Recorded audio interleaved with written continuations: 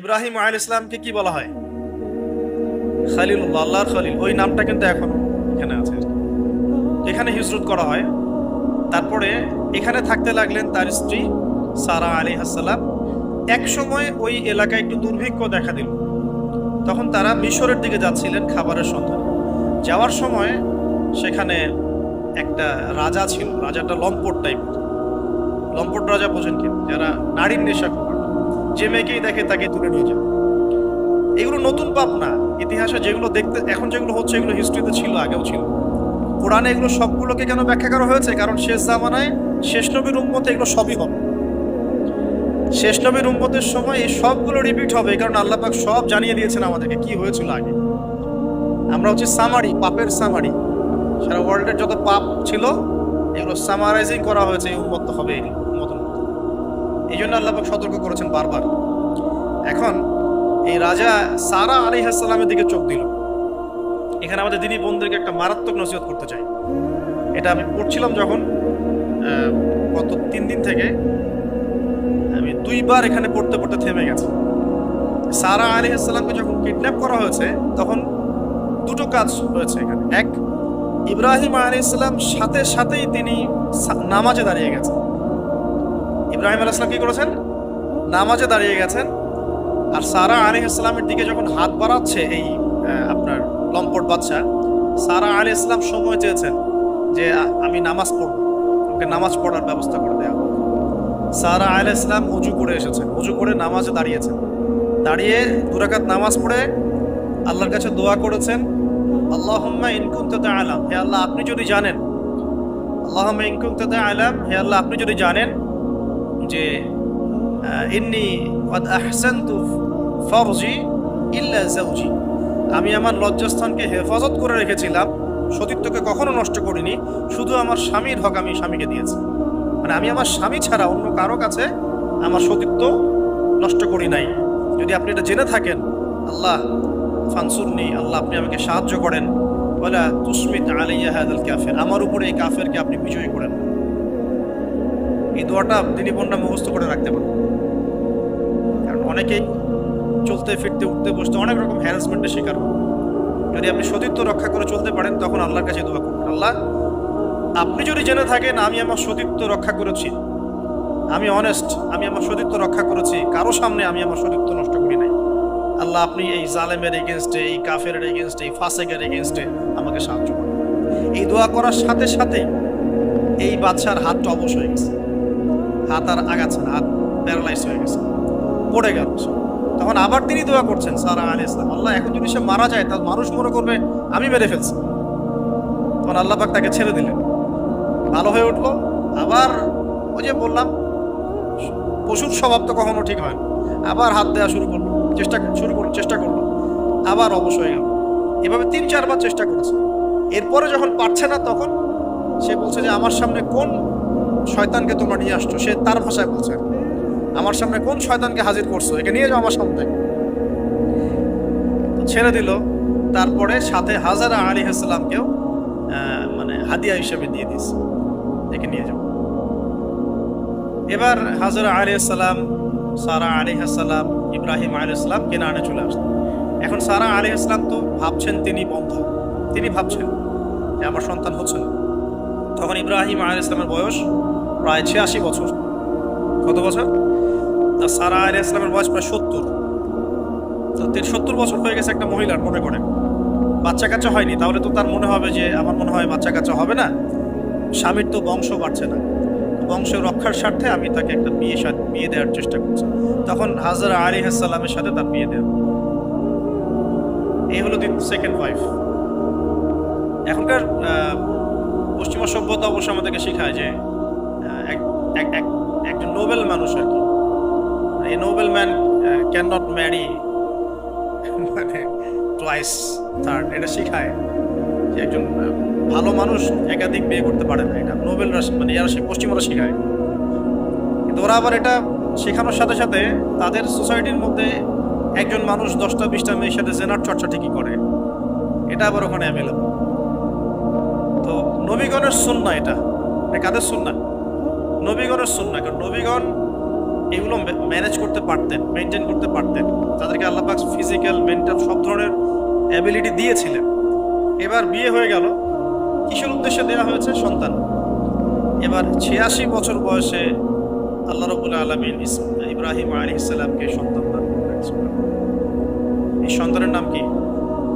ইসমাঈল আলাইহিস সালাম। সন্তান জন্ম হয়ে গেল, পরীক্ষাও। ইব্রাহিম আলাইহিস সালামের জীবন তো পুরোটাই পরীক্ষা। বাবার থেকে বিচ্ছিন্নতা পরীক্ষা, আগুনের পরীক্ষা, সমাজ থেকে বিচ্ছিন্নতা পরীক্ষা। আবার এই যে এখন পরীক্ষা, আরো বড় বড় পরীক্ষা শুরু হচ্ছে। কি পরীক্ষা? এবার বলছেন স্ত্রী এবং সন্তানকে রেখে আসো মক্কায়। খেয়াল করে দেখেন, এই জায়গা থেকে ইব্রাহিম আলাইহিস সালাম, তার বিশ্বাস ছিল মক্কাতে আল্লাহ রাব্বুল আলামিন আমার স্ত্রী এবং সন্তানকে কিন্তু মেরে ফেলবেন না। কিন্তু তিনি তো মানুষ, তিনি বুঝতে পারছেন জনমানব শূন্য একটা জায়গায় আমার স্ত্রী সন্তান কিভাবে থাকবে। একটু পানি নিলেন, খেজুর নিলেন, রেখে আসছেন। যখন রেখে আসছেন, ওই সময়টার কথা হাদিসের মধ্যে আসছে যে তিনি মানে রেখে চলে আসছেন, পিছন দিকে হাঁটা শুরু করেছেন। তার স্ত্রী দৌড়ে আসছেন বারবার। চিন্তা করেন একটু, মানে আবেগ দিয়ে ভাবেন জিনিসটাই। আইনা তাযহাবু ইয়া ইব্রাহিম, কোথায় যাচ্ছেন আপনি? স্ত্রীকে তখনও বলা হয়নি যে তোমাদেরকে রেখে চলে যাবো এখানে। স্ত্রীকে তখনও কিন্তু বলা হয় নাই যে তোমাকে রেখে চলে যাবো এখানে, তোমার সন্তানের এই যে দুধের বাচ্চা রেখে চলে যাবো। তখনও কিন্তু তারা জানেন না। জিজ্ঞাসা করছেন, আইনা তাযহাবু ইয়া ইব্রাহিম, কোথায় যাচ্ছেন ইব্রাহিম, কোথায় যাচ্ছেন ইব্রাহিম? বুকের মধ্যে পাথর বাঁধা তখন, বুকের মধ্যে তখন ইব্রাহিম আলাইহিস সালাম কি পাথর বাঁধা। এটা পুরুষ, এই ফিলিংস গুলো পুরুষরা বুঝবে, মেয়েরা বুঝবে। এই বুকে বুকে পাথর বেঁধে হাসি মুখে থাকার যে অনুভূতি, এটা পুরুষরা বুঝবে, মেয়েরা বুঝবে, তাই না ব্যাপারটা? ইব্রাহিম আলাইহিস সালামের বুকে তখন পাথর বাঁধা, তিনি কথাই বলতে পারতেছেন, তিনি কথাই বলতে পারতেছেন। তখন তিনি বললেন যে আপনি কি আল্লাহর হুকুমে রেখে যাচ্ছেন আমাদেরকে এখানে? তখন ইব্রাহিম শুধু মাথা নাড়লেন, মুখ দিয়ে হ্যাঁও বলেন নাই, মাথা নাড়ছেন। তখন মাশাআল্লাহ এই যে ইসমাঈলের মা আলাইহিস সালাম, তিনি বলছেন যে তাহলে আল্লাহ পাক, তাহলে আল্লাহ রাব্বুল আলামিন যদি আপনি আল্লাহর হুকুমেই আমাদেরকে রেখে রেখে গিয়ে থাকেন, তাহলে আল্লাহ পাক আমাদেরকে কোশ্চিনকালেও ধ্বংস করবেন। এমন মহান তাওয়াক্কুলকে দেখালেন শ্রী হাজেরা আলাইহিস সালাম। এবার আসেন, উনিও কিন্তু দেখতে পাচ্ছেন যে আশপাশে কোনো মানুষই নাই, জনমানব শূন্য জায়গা, পানি নাই, খাবার নেই, কিছুই নাই। এবার ইব্রাহিম যখন চলে আসলেন, একটা পাহাড়ের আড়ালে গিয়ে দাঁড়ালেন কিছু দূরে এসে, তখন হাত তুলে আল্লাহর কাছে দোয়া করা শুরু। রব্বি, সূরা ইব্রাহিমের মধ্যে আসছে, রব্বি ইন্নী আসকানতু মিন যুররিয়াতি বিওয়াদিন গায়রি যি যার'ইন ইনদা বাইতিকাল মুহাররাম রব্বানা লিয়ুকিমুস সালাহ ফাজ'আল আফ'ইদাতাম মিনান নাসি তাহওয়ি ইলাইহিম ওয়ারযুকহুম মিনাথ থামারাতি লা'আল্লাহুম ইয়াশকুরুন। সুবহানাল্লাহ, তিনি দোয়া করছেন, আল্লাহ আমি আমার স্ত্রী এবং আমার সন্তানকে জনমানবহীন বিরান একটা জায়গায় তোমার ঘরের কাছে রেখে আসে। আল্লাহ এই কারণে যাতে করে তারা নামাজ কায়েম করে। কি করে? আল্লাহ তুমি মানুষের মনগুলোকে তাদের দিকে ঘুরিয়ে দিও এবং তাদেরকে ফল ফলাদি দিয়ে রিজিক দিও, যাতে করে তারা তোমার শুকরিয়া আদায় করতে। এখনো দেখেন ওই জায়গায় নামাজ ঠিকই কায়েম হচ্ছে। ওই জায়গায় কিন্তু নামাজ পড়েও যেমন শান্তি, নামাজের আসল রুহানিয়াত ওখানে বোঝা যায়। 24 ঘন্টা ওখানে নামাজ, তাওয়াফ, সাই চলতেই আছে, 1 মিনিটের জন্য বন্ধ হচ্ছে না। তারপরে মানুষের মন অটোমেটিক ওখানে ঘোরানো থাকে। সবাই চায় জীবনে অন্তত একটাবার হজ করতে, একটাবার আল্লাহর ঘর দেখতে। আর পৃথিবীর এমন কোনো ফল পাবেন না সেখানে নাই। অথচ ওখানে কিন্তু খুব কৃষিভিত্তিক কিছু চাষ হয়, খুব একটা চাষ হয়। ইব্রাহিম আলাইহিস সালামের দোয়ার বরকত দেখেন, কি বরকত! ব্যাস আল্লাহ রাব্বুল আলামিন কবুল করলেন।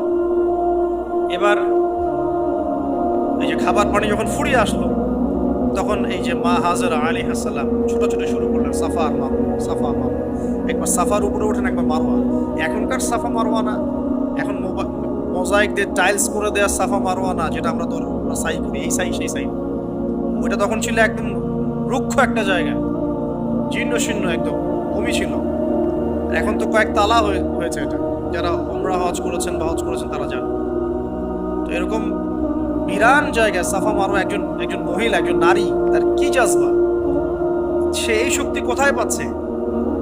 সেই শক্তি পাচ্ছে কোথায়, সেই তাওয়াক্কুল কোথায় পাচ্ছে, কোন আশা নিয়ে সে ছুটছে আর কি। আর আমরা কোন আশা নিয়ে দুনিয়ার পথে ছুটছি আর কি। পানি, বাচ্চা এদিকে কান্নাকাটি করছে, বাচ্চা কান্নাকাটি করছে, চিৎকার করছে, সে দৌড়াচ্ছে, একবার সাফা একবার মারো, একবার সাফা একবার মারো।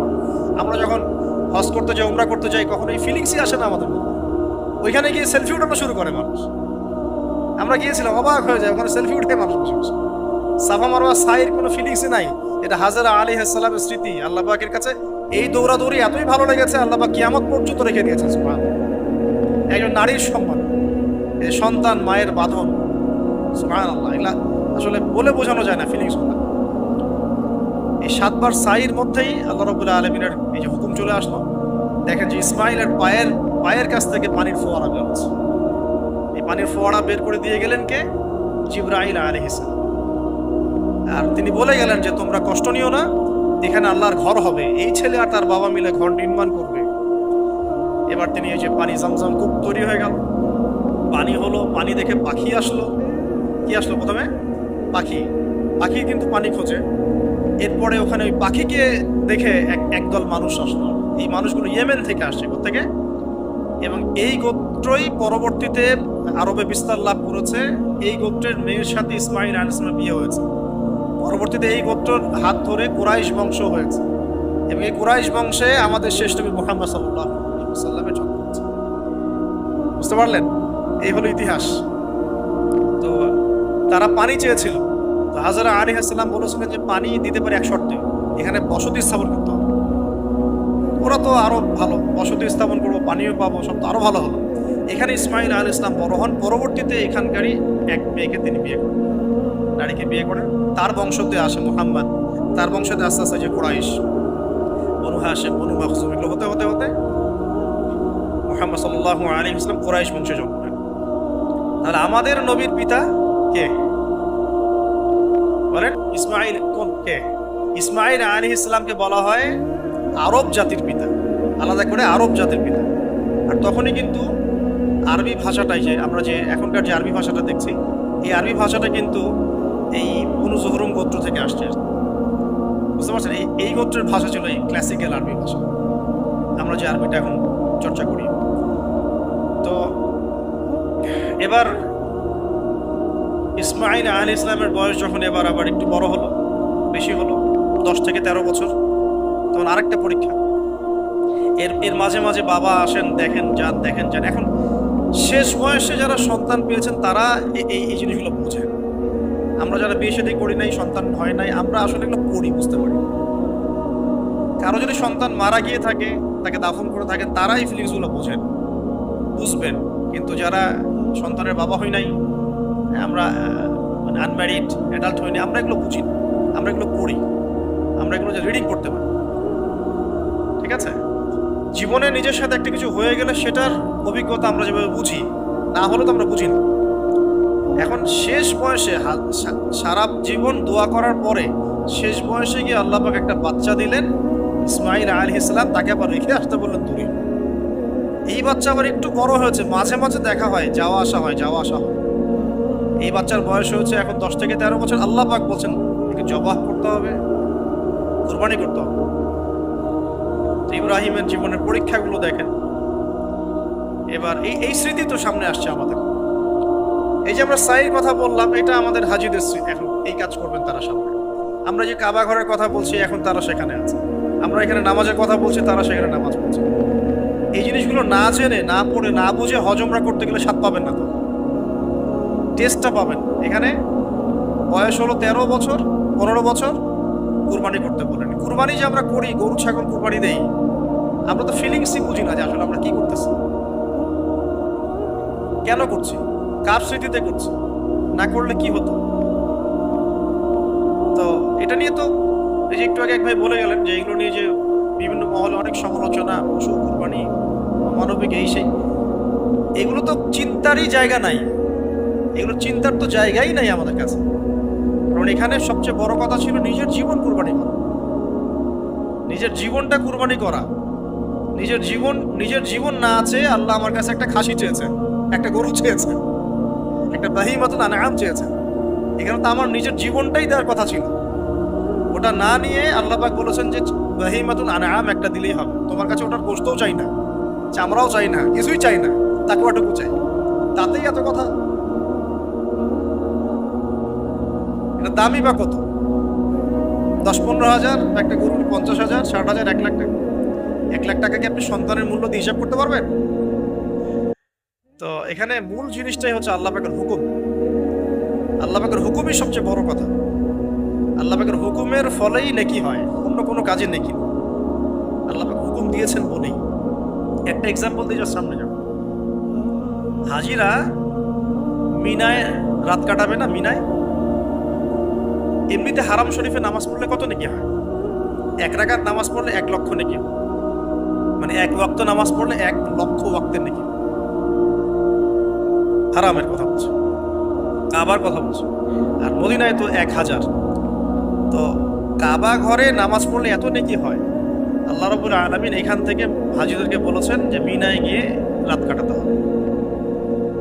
এখানে হুকুমটা কি মিনায় গিয়ে রাত কাটাতে হবে, এটা হজের একটা কাজের মধ্যে অন্তর্ভুক্ত। মিনায় গিয়ে রাত কাটাতে হবে। আর কেউ যদি মনে করে যে মিনায় গিয়ে তো নামাজ পড়লে তো 1 লক্ষ রাকাত নেকি নাই, হারাম শরীফে নামাজ পড়লে 1 ওয়াক্ত পড়লে 1 লক্ষ ওয়াক্তের নেকি হয়, আমি হারামেই থেকে যাই, মিনায় যাব, ও কি নেকি পাবে না, আর হজই হবে না। এখানে নেকিটা বড় কথা না, বড় কথাটা কি? আল্লাহর হুকুম। আল্লাহ পাকের হুকুমের পিছনে কি নেকি আছে এটা আমি সংখ্যা দিয়ে কাউন্ট করতে পারবো। আল্লাহ পাক হুকুম দিয়েছেন মানে সেখানে ইনফিনিটিভ নেকি আছে, ওটা 1 লক্ষ, 2 লক্ষ, 5 লক্ষ দিয়ে হিসাব করা যাবে। এখানে কেন কোরবানি করছি? আল্লাহর হুকুম। যুক্তি বিজ্ঞান দর্শন খোঁজার দরকার নেই তো। তো এবার আল্লাহ রাব্বুল আলামিন কিভাবে বলছেন কোরআনে? আল্লাহ পাক বলছেন, ইব্রাহিম আলাইহিস সালাম বলেন, ইন্নী যাহিবুন ইলা রাব্বি সায়াহদিন, আমি চললাম আমার রবের পথে, তিনি আমাকে পথ দেখাবেন। এই আয়াতটা খুবই মনে শান্তিদায়ক আয়াত। জীবনে অনেক কিছু হয়ে যাবে, কিন্তু এই আয়াতটা যদি তেলাওয়াত করতে পারেন ভিতরে ভিতরে আল্লাহকে পাবেন। ইন্নী যাহিবুন ইলা রাব্বি সায়াহদিন, আমি ছুটলাম, আমি চললাম আমার রবের দিকে, তিনি আমাকে পথ দেখাবেন। রব্বি হাবলি মিনাস সালিহিন, আল্লাহ আমাকে সুসন্তান দান, সালেহীন সন্তান দান। ফাবাশশারনাহু বিগুলামিন হালিম, আল্লাহ বলছেন আমি তাকে সহনশীল সন্তান দান, সহনশীল সন্তান দান। এবার ফালাম্মা বালাগা মাআহু সা'য়া, এবার যখন বাচ্চাটা বাবার সাথে দৌড়াদৌড়ি করা শিখলো, মানে এই যে 10, 12, 14 বছর বয়স, এই সময় বাচ্চাগুলো আরো বেশি আকর্ষণীয় হয়। শেষ বয়সের বাচ্চা, এত দোয়া করার পরে একটাই বাচ্চা, একটাই ছেলে, শেষ বয়সের, কেবল বড় হচ্ছে, বাবার সাথে মানে দৌড়াদৌড়ি করতে শিখছে, সন্তানের প্রতি বাবার ভালোবাসা আরো গাঢ় হচ্ছে। আল্লাহ পাক তখনই পরীক্ষা নেবেন, যাতে দেখতে চান আল্লাহ পাক আমার ভালোবাসা বেশি না তোমার সন্তানের প্রতি ভালোবাসা বেশি। সন্তানকে পেয়ে আবার আমাকে বলে যাওনি তো। সুবহানাল্লাহ, সুবহানাল্লাহ। এবার ফালাম্মা বালাগা মাআহু সা'য়া, যখন সন্তান ছোটাছুটি করা শুরু করলো, দৌড়াদৌড়ি করতে শিখলো, ক্বালা ইয়া বুনাই, ইব্রাহিম আলাইহিস সালাম বলছেন, হে আমার সন্তান, ইন্নী আরা ফিল মানামি আন্নী আযবাহুকা, আমি আমার স্বপ্নে দেখেছি আমি তোমাকে জবাই করছি। এই কথাটা কিন্তু তিনি গিয়েই তাকে বলেন নাই, তিনি সন্তানকে নিয়ে হাঁটছেন হাঁটছেন হাঁটছেন, কাবাঘর থেকে প্রায় 8 কিলোমিটার দূরে চলে গেছে, যেখানে কুরবানি করি মিনা প্রান্ত, 8 কিলোমিটার দূরে চলে গেছে। সেখানে গিয়ে তিনি বলছেন যে বাবা আমি স্বপ্ন দেখেছি আমি তোমাকে জবাই করছি। আগে কিন্তু বলেন নাই যে আমি স্বপ্ন দেখেছি তোমাকে জবাই করছি, চলো আমার সাথে। জেনে ইসমাইল আলাইহিস সালাম জেনে শুনে যাননি ওখানে যে আমাকে ওখানে গিয়ে জবাই করবে ভাববা, ব্যাটেম নেবে। তিনি আগে জানতেন না, ইসমাইলও আগে জানতেন। যখন তাকে নিয়ে গেছেন ওই স্পটে নিয়ে গেছেন যেখানে জবাই করবেন মনস্থ করেছেন, ওইখানে গিয়ে তিনি বলছেন যে ইন্নী আরা ফিল মানামি আন্নী আযবাহুকা, বাবা আমি স্বপ্ন দেখেছি আমি তোমাকে জবাই করছি। ফানজুর মাযা তারা, তোমার রায় কি আমাকে বলো, তুমি কি ভাবছো আমাকে বলো। যেমন বাবা বাবা তেমন সন্তানের চেয়ে এখানে বড় কথা হবে, যেমন মা তেমন সন্তান। মা বলেছিল এক সময়, আপনি কোথায় যাচ্ছেন আমাদেরকে ছেড়ে, তাই না, মনে আছে? ও আচ্ছা, আল্লাহ আদেশ করেছেন, তাহলে আল্লাহ আমাদেরকে ধ্বংস করবেন। ঠিক ওই রকম মায়ের গর্ভ থেকে এই সন্তান যে বলছে যে ইয়া বাতি, হে আমার আব্বা, ইফআল মা তুমার, আপনি করেন, আপনাকে যে আদেশ করেছে আল্লাহ পাক আপনি সেটাই করেন। সাতাজিদুনি ইনশাআল্লাহু মিনাস সাবিরিন, ইনশাআল্লাহ আপনি আমাকে ধৈর্যশীল পাবেন। একটা ছেলে আমাকে দেখেন এই জেনারেশনে, একটা ছেলে যে এইভাবে আল্লাহর জন্য জীবন দেওয়ার জন্য প্রস্তুত আছে। দেওয়ার দরকার নেই জীবন। আল্লাহর জন্য জাস্ট 5 ওয়াক্ত নামাজটা পড়ুন, আল্লাহর জন্য 5 ওয়াক্ত নামাজ পড়ুন, ফজর সহ, ফজর শেষ। আল্লাহর জন্য রেগুলার তাহাজ্জুদ পড়ুন। জীবন দেওয়া বহুত দূরের কথা, এটা হাইয়েস্ট লেভেল, এটা আমি বলতে চাচ্ছি। আল্লাহর জন্যে কোরআনটা হিফজ করেছে, একটা পড়া হিফজ করেছে, বা অ্যাটলিস্ট আল্লাহর জন্য কোরআন তেলাওয়াত করা শিখেছে, জাস্ট রিসাইট করা শিখেছে। আল্লাহর জন্যে মানে কোনো মাদ্রাসায় বা কোনো উস্তাদের কাছে বা কোনো কোর্সে 6 মাস 1 বছর 2 বছর পড়াশোনা করেছে, আল্লাহর জন্য একটু দাওয়াতি কাজ করেছে, আল্লাহর জন্য একটা বই লিখেছে, আল্লাহর জন্য দিন প্রতিষ্ঠার কিছু চেষ্টা করেছে, মানে আল্লাহর জন্য কিছু করেছে। এই এখনকার যে হিউজ জেনারেশনটা আছে, লাখ লাখ কোটি কোটি ছেলে মেয়ে, এখান থেকে আপনি আমাকে 5% ছেলে মেয়ে দেন, ইনশাল্লাহ দিন কায়েম করে দিব বাংলাদেশের জন্য। 5% দেন, খালি খুঁজে বের করে। প্রত্যেকটা ঘরে ঘরে একটা করে ছেলে আছে যে বলতে পারে যে ইয়া আবাতি ফাআল মা তুমার সাতাজিদুনি ইনশাআল্লাহ মিনাস সাবিরিন। কি শিক্ষা মা দিয়েছেন সন্তান, কি শিক্ষা মা দিয়েছেন সন্তান, কি শিক্ষা মা দিয়েছেন সন্তানকে। আর এরকম মাই বা কোথায় পাবেন এখন, এরকম মাই বা কোথায় পাবেন বাসায় বাসায়। সব স্টার জলসা জি বাংলা মা এখন, হ্যাঁ ঘরে ঘরে এগুলা মা সব এখন স্টার জলসা মা, জি বাংলা মা, হলিউড বলিউড ঢালিউড সব ভর্তি। এদের তো কি, এদের জীবনটাই পাশবিক, এদের জীবনটাই পাশবিক। এমন মাদেরকে স্ত্রীদেরকে আমরা ঘরে নিয়ে আসতেছি, স্বামীর হায়াত কমায় রেখে দিচ্ছে, সারাদিন দুনিয়া দুনিয়া দুনিয়ার দুনিয়া। হাজারার মতো মা ছাড়া কি ইসমাইলের মতো জেনারেশন আসবে কিনা বলেন দেখে? হাজেরা আলাইহিস সালামের মতো মা ছাড়া ইসমাইলের মতো জেনারেশন সম্ভব? আর ইসমাইলের মতো জেনারেশন না পেলে বাংলার জমিনে বা সারা বিশ্বে দিন প্রতিষ্ঠা হবে কোনোদিনও সম্ভব? তো ইসমাইল আলাইহিস সালামের এই কথার পরে, এই কথা যখন বাস বাবা তো এখন বুঝে ফেললেন যে আমার ছেলে তো যেই সেই ছিলেন, সে আবার ইনশাআল্লাহ বলেছে, ইনশাআল্লাহ মিনাস ফালাম্মা আসলামা ওয়া তাল্লাহু লিল জামিন। আল্লাহ পাক এত চমৎকার করে কোরআনের মধ্যে মানে আয়াতগুলোকে নিয়ে এসেছেন, বালাগাত এত উঁচু মানের। ফালাম্মা আসলামা, যখন তারা দুজনে আত্মসমর্পণ করল। কিসের সামনে আত্মসমর্পণ করলো? আল্লাহর হুকুমের সামনে আত্মসমর্পণ। এটাই ইসলাম। ইসলাম মানে কি? এই যে এইটা ইসলাম, আল্লাহর হুকুমের সামনে মাথা নত করে নাম ইসলাম। আর আমরা তো প্রত্যেকটা কাজের পিছনে লজিক খুঁজি। নামাজ কেন পড়তে হবে, রোজা কেন রাখবো, যাকাত কেন দিব? তো তোমাকে কেন খুঁজতে কে বলেছে? আল্লাহ বলেছেন তাই করবো, রাসূল বলেছেন তাই করবো। আল্লাহ নিষেধ করেছেন তাই করবো না, রাসূল নিষেধ করেছেন তাই করবো না। এত যুক্তি দর্শনের কি দরকার? সব তো আমার মাথায় ধরবে না।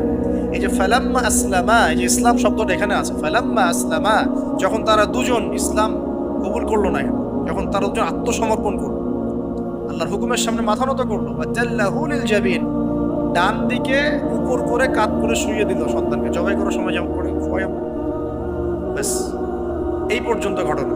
তারপরে আল্লাহ পাক বলছেন ওয়ানাদাইনাহু ইয়া আইয়া ইব্রাহিম, তখন আমরা ইব্রাহিমকে আওয়াজ দিলাম, হে ইব্রাহিম, হে ইব্রাহিম, হে ইব্রাহিম, কদ সাদ্দাকতা রুইয়া, তুমি তোমার স্বপ্নকে সত্যায়ন করেছো, তুমি তোমার স্বপ্নকে সত্যায়ন করেছো। দেখেন এটা স্বপ্ন, এটা কিন্তু জিবরাইল আলাইহিস সালাম এসে সরাসরি ওহিও করেন নাই, যে যেমন এসে সরাসরি বলা যে আপনার সন্তানকে কুরবানি করতে হবে। কিন্তু স্বপ্ন এটা আরো বড় পরীক্ষা। কারণ স্বপ্ন, শয়তান ওই সময় 3 বার পাথর নিক্ষেপ করেছে না, শয়তান বোঝানোর চেষ্টা করেছে এটা তো স্বপ্ন, ভুলও হতে পারে, এটা তো স্বপ্ন, মিথ্যা স্বপ্ন দেখতে পারো। তখন তিনি 3 বার শয়তানকে পাথরও মেরেছেন, মনে আছে? ওইটা কিন্তু হাজিরা এখনো করছেন না? দেখেন আরো বড় পরীক্ষা। এখানে কিন্তু সরাসরি জিবরাইল আলাইহিস সালাম এসে বলেন না যে এটা করেন, বরং স্বপ্নের মধ্য দিয়ে মেসেজ দেওয়া হচ্ছে। এখন তো আমরা অনেকে স্বপ্নের স্বপ্নের অস্তিত্ব অস্বীকার করি। স্বপ্ন সত্য হতে পারে অনেকেরই, অমুসলিমেরও স্বপ্ন সত্য হতে পারে। ইউসুফ আলাইহিস সালামের ওই 2 বন্দী মুসলিম ছিলেন না যারা স্বপ্ন দেখেছিলেন যে আমার মাথা থেকে রুটি খেয়ে ফেলা হচ্ছে, আমি শরাব পান করছি, তারা কিন্তু মুসলিম ছিলেন না। ওই রাজাও মুসলিম ছিল না যে রাজা স্বপ্ন দেখেছে দুর্ভিক্ষ হবে। তো স্বপ্নের সত্যতা আছে, তবে সেটা সত্য স্বপ্ন একরকম, মিথ্যা অলিক স্বপ্ন আরেক রকম। আর নবীগণের স্বপ্ন কি হয়? ওহী হয়। নবীগণের স্বপ্ন এক প্রকার, ওহী হয়। এবার যখন পাশ ফিরিয়ে দিলেন, আল্লাহ পাক ডাকলেন ফানাদাইনাহু আইয়া ইব্রাহিম কদ সাদ্দাকতা রুয়া, আপনি আপনার স্বপ্নকে সত্যায়ন করেছেন। কদ সাদ্দাকতা রুয়া, এটা ছিল আল্লাহর পক্ষ থেকে একটা বড় পরীক্ষা। ওয়াফাদাইনাহু বিযিবহিন আযীম, এখানে আসে ওয়াফাদাইনাহু বিযিবহিন আযীম, এরপর আল্লাহ পাক সেখানে একটা মহান কুরবানি দিলেন। এই যে আমরা কুরবানি সুন্নাত, ওয়া তারাকনাহু লিল আখিরিন, এবং পরবর্তীদের জন্য এই সুন্নতটাকে আমি রেখে দিলাম। মানে কিয়ামত পর্যন্ত এখন এই সুন্নাত থাকবে ইনশাআল্লাহ। ওয়া সাদ্দাকতা রুয়া ইন্না কাযালিকা নাজজিল মুহসিনিন ইন্না হাযা লাহুয়াল বালাউল মুবিন وفديناه بذبح عظيم وتركناه للآخرين سلام على إبراهيم। এবার শেষে আসছে ইব্রাহিম আলাইহিস সালামের প্রতি শান্তি বর্ষণ, সালামুন আলাইকুম রব্বুনি সালামুন আলা ইব্রাহিম। এবার পরীক্ষায় পাস, আল্লাহ রাব্বুল আলামিন সব পরীক্ষা যখন ইব্রাহিম আলাইহিস সালাম পাস করে গেলেন, তখন তাকে জাতির পিতা ঘোষণা করলেন। আছে ওয়াইদ ইবতালা ইব্রাহিমা রাব্বাহু বিকালিমাত, যখন আল্লাহ রাব্বুল আলামিন ইব্রাহিমকে পরীক্ষা করলেন, অনেকগুলো পরীক্ষা করলেন। যখন ফালাম্মা তাম্মাহুন্না, যখন তিনি পরীক্ষায় উত্তীর্ণ হয়ে গেলেন, তখন আল্লাহ পাক বলেন ইন্নী জাইলুকা লিন-নাসি ইমাম, আমি তোমাকে পুরো মানব জাতির ইমাম বানিয়ে দিলাম। এখান থেকেই আমরা বলছি যে তিনি হচ্ছেন পুরো মুসলিম উম্মার কি জাতির। এবার আসেন পরীক্ষা শেষ, পুরস্কার লাগবে। পুরস্কার কি? পুরস্কার হচ্ছে এখন ছেলে আর বাবা মিলে এখন কাবা ঘর বানাবো। সুবহানাল্লাহ, কত বড় সম্মান! আল্লাহ পাকের ঘর নির্মাণ করা বাবা ছেলে, বাস ছেলে বাবা মিলে কাবা ঘর নির্মাণ করছে। দেখেন এই স্মৃতিটাও কত মধুর, ছেলে বাবা মিলে কাবা ঘর নির্মাণ করছে। তাই হ্যাঁ, ওয়াতাহির বাইতিয়া লিত-তায়িফিনা ওয়াল আকিফিনা ওয়া রুকআইস সুজুদ, আমার এই ঘরটাকে কি করো, পবিত্র রাখো তাওয়াফকারীর জন্য, ইতিকাফকারীর জন্য, নামাজ পড়বে যারা। এখনো সেটা চলছে, কিন্তু এখনো চলছে। এরপরে বানানো শেষ, তখন দুজনে দোয়া করছেন, দুটো দোয়া, রব্বানা তাকাব্বাল মিন্না ইন্নাকা আনতাস সামিউল আলিম। এটা আমরা দোয়া করি, রব্বানা তাকাব্বাল মিন্না ইন্নাকা আনতাস সামিউল আলিম ওয়া তুব আলাইনা ইন্নাকা আনতাত তাওয়াবুর রহিম। এটা একটা দোয়া করেছেন। রব্বানা ওয়াবআথ ফীহিম রাসূলান ইয়াতলু আলাইহিম আয়াতিক ওয়া ইউআল্লিমুহুমুল কিতাবা ওয়াল হিকমা ওয়া ইউযাক্কিহিম ইন্নাকা আনতাল আজিজুল হাকীম। এই দুটো দোয়া তিনি করেছেন। তো দোয়া শেষ, কাবা ঘর নির্মাণ করা শেষ। ইব্রাহিম আলাইহিস সালাম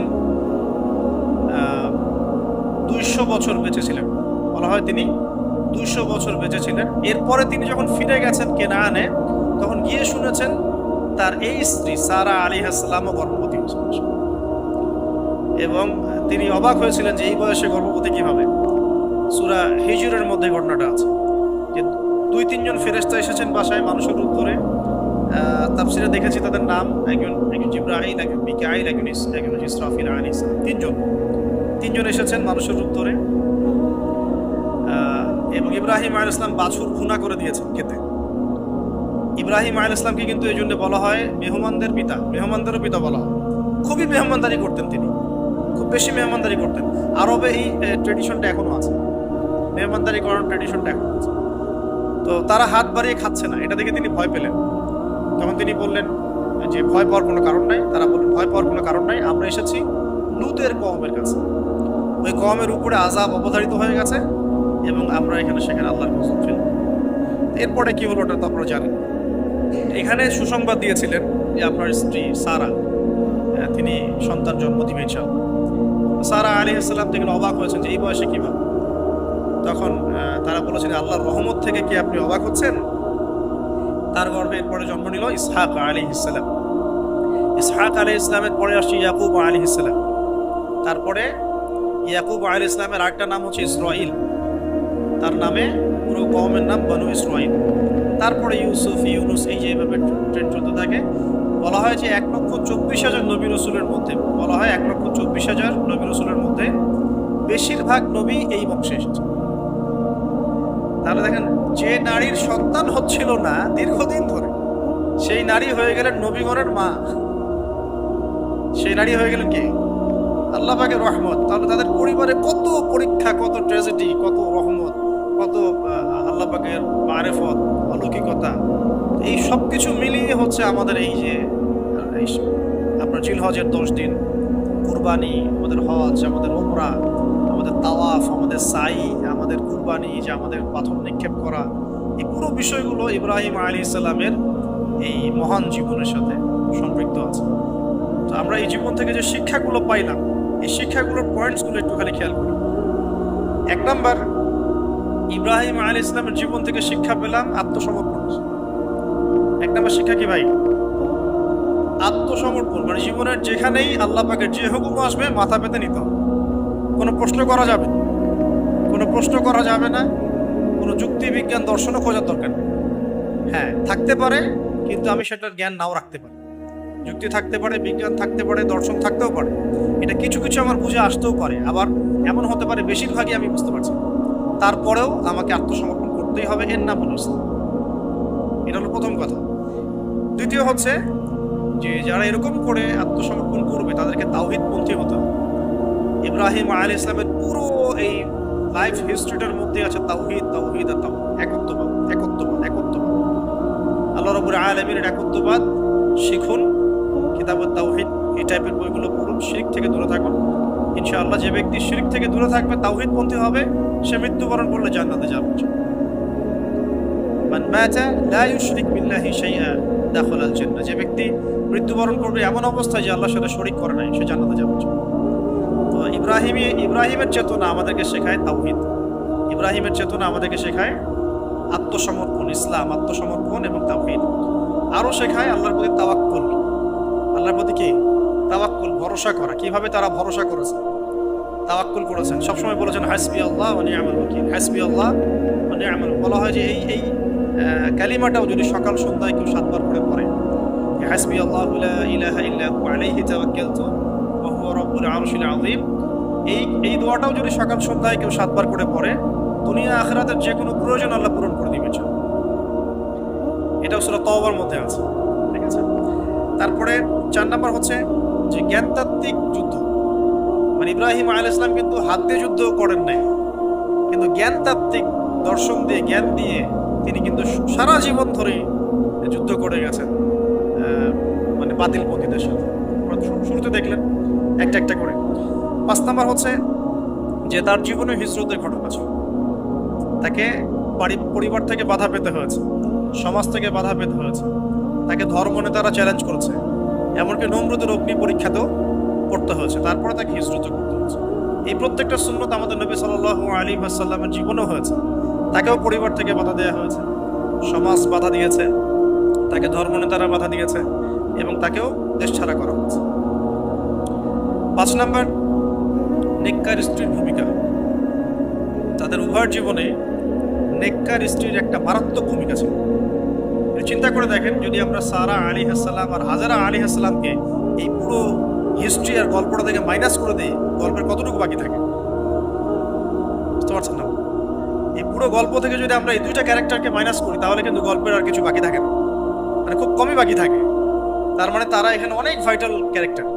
এই কারণে আমাদের জীবনেও সবচেয়ে ভাইটাল ক্যারেক্টার কারা? আমাদের স্ত্রীরা। আমাদের পিতা মাতার চাইতেও বেশি বড় ভাইটাল ক্যারেক্টার কারা? তো এই জন্য স্ত্রী এবং স্বামী চুজ করার ক্ষেত্রে সর্বোচ্চ সতর্ক থাকবে, এবং স্ত্রীদেরকে অবশ্যই তাওহীদপন্থী হতে হবে। হাজরা আলাইহিস সালামের মতো দিনদার, নেককার, পরেজগার, আল্লাহর প্রতি ভরসাকারিণী হতে হবে। সবর, ধৈর্য ধারণকারিণী, ধৈর্য ধারণকারী। এবং স্বামী যদি নেককার হয়, সেই স্বামীকে সাপোর্ট করা, তাকে তার স্বপ্ন, তার ভিশনকে এগিয়ে নেওয়া, তার পাশে থাকা, তাকে পিছন থেকে বুস্ট আপ করা, এগুলো স্ত্রীর দায়িত্ব। এগুলো যদি করতে পারে, তাহলে পরিবারটা ইনশাআল্লাহ ইব্রাহিমের তাওহীদের আদর্শের পরিবার হবে ইনশাআল্লাহ। ওই পরিবারের কর্তাই হবে ইব্রাহিম, আর ওই পরিবারের স্ত্রী হবে হাজরা, সারার মতো ইনশাআল্লাহ। তখন ওই পরিবার থেকে ইসমাইলের মতো সন্তান প্রডিউসড হবে ইনশাআল্লাহ। এরপরে আছে যে অগ্নি পরীক্ষা। আপনি যদি তাওহীদপন্থী হন, পরিপূর্ণ মুসলিম হওয়ার চেষ্টা করেন, পদে পদে আল্লাহ পরীক্ষা নেবেন। এমনকি বড় পরীক্ষাও আসতে পারে, সেসব পরীক্ষার জন্য আল্লাহ পাকের বান্দারা মানসিকভাবে প্রস্তুত থাকবে ইনশাআল্লাহ। এরপরে ভালোবাসার সর্বোচ্চ লেভেলটা শুধু আল্লাহ পাকের জন্য। দেখেন, সন্তানের ভালোবাসা চাইতেও আল্লাহর ভালোবাসাকে তিনি বড় করে দেখেছেন, তাই না? তো আল্লাহ পাকের চাইতে বেশি কাউকে ভালোবাসা যাবে না। আল্লাহর জন্য অন্যদেরকে ভালোবাসবো, আল্লাহর জন্য সবকিছু ইনশাআল্লাহ। তারপর আরো অনেক আছে, যেমন বিপদে কষ্টে তারা নামাজ পড়েছেন, তাই না? কষ্টে বিপদে তারা নামাজে দাঁড়িয়েছেন। তো এটা আমাদের শেখা উচিত ইব্রাহিম আলাইহিস সালামের জীবন থেকে, বিপদে কষ্টের সমস্যা করে নামাজে দাঁড়িয়ে যাও। তারপরে শয়তানের ধোকায় না পড়ে পাথর নিক্ষেপ করেছে। জীবনে পদে পদে শয়তান ধোকা দেওয়ার চেষ্টা করবে, শয়তানকে এভাবেই পাথর নিক্ষেপ করে পথ চলতে হবে। আল্লাহ পাক তৌফিক দান করুন। এছাড়াও আল্লাহ রাব্বুল আলামিনের বন্ধু ছিলেন ইব্রাহিম আলাইহিস সালাম। আল্লাহ রাব্বুল আলামিন তার সাথে কুরবানি এবং হজের মহান স্মৃতিকে জড়িত করেছেন। যারা আমরা হজ করতে যাব ইনশাআল্লাহ, উমরা করতে যাবেন যারা, বা কুরবানি করব আমরা এই সামনে, অবশ্যই ইব্রাহিম আলাইহিস সালামের জীবনী, ইসমাঈল আলাইহিস সালামের জীবনী, হাজারা আলাইহিস সালামের জীবনী, তাদের এই পুরো হিস্ট্রিটা অন্তত একবার পড়ে দেখব কুরবানি করার আগে। তাহলে ইনশাআল্লাহ ইবাদতে আমরা অনেক বেশি স্বাদ পাবো। আর সবশেষ কথা হচ্ছে যে এই যে ইব্রাহিম আলাইহিস সালামকে সারা জীবন ধরে পরীক্ষা দিতে হলো, তিনি আত্মসমর্পণ করলেন, হিজরত করলেন, তিনি বাইতুল্লাহ নির্মাণ করলেন, সন্তান কুরবানির মতো পরীক্ষা দিলেন, স্ত্রীকে রেখে আসলেন ইত্যাদি। তার এই পুরো জীবনটাতে তার পাশে সংখ্যাগরিষ্ঠ মানুষটা সাথে ছিল না, তার পাশে খুব বেশি মানুষ ছিল, অল্প কিছু মানুষই ছিল। ঠিক আছে? তো হকপন্থী মানুষ অল্প হবে, এটা সত্য, এবং তাদের উপরে আল্লাহ রাব্বুল আলামিনের রহমত বরকত থাকবে। শেষ কথা হচ্ছে ইব্রাহিম আলাইহিস সালাম যখন এভাবে একা একা পরীক্ষা দিচ্ছিলেন, তখন আল্লাহ পাক একটা কথা বলেছেন, ওইটা দিয়ে শেষ করছি। আল্লাহ রাব্বুল আলামিন বলেছেন যে ইব্রাহিম একাই একটা উম্মাহ, ইব্রাহিম একাই একটা উম্মাহ। তো যদি আপনি একাই হকপন্থী হন, আল্লাহ পাকের কাছে আপনি পুরো একটা উম্মার সমান গুরুত্ব রাখবেন ইনশাআল্লাহ। আল্লাহ পাক আমাদের সবাইকে তাওহীদ শেখার তৌফিক দান করুন এবং পরিপূর্ণ ইসলাম পালন করার তৌফিক দান করুন। আল্লাহ পাকের যাবতীয় হুকুম আহকামকে বিনা বাক্য ব্যয়ে মেনে নেওয়ার মানসিকতা আল্লাহ পাক দান করুন এবং আমাদেরকে আল্লাহ পাক ইব্রাহিম আলাইহিস সালামের মতো পরিবার দান করেন, সেরকম স্ত্রী দান করেন, সেরকম সন্তান দান করেন। আর সর্বোপরি যতদিন পর্যন্ত আমাদের সমাজে, আমাদের পরিবারে ইব্রাহিমের মতো পিতা, হাজেরা সারার মতো মা, ইসমাইলের মতো সন্তান জন্ম হচ্ছে না, ততদিন আমরা পরিপূর্ণ দিন প্রতিষ্ঠা করতে পারছি। অতএব আমাদের কাজ একটাই, এখন প্রত্যেক ঘরে ঘরে ইব্রাহিমী চেতনার পিতা তৈরি করা, সারা এবং হাজেরা আলাইহিস সালাম তাদের মতো স্ত্রী তৈরি করা এবং ইসমাইল আলাইহিস সালামের মতো সন্তান তৈরি করা। ইনশাআল্লাহ সেদিন বেশি দূরে নয়, যদি এটা করা যায় সেদিন বেশি দূরে নয় ইনশাআল্লাহ, যেদিন আল্লাহ রাব্বুল আলামিন এই মানুষগুলোর হাতে আল্লাহ পাকের জমিনে আল্লাহর দ্বীনের তাওহীদের পতাকা কায়েম করবেন ইনশাআল্লাহ।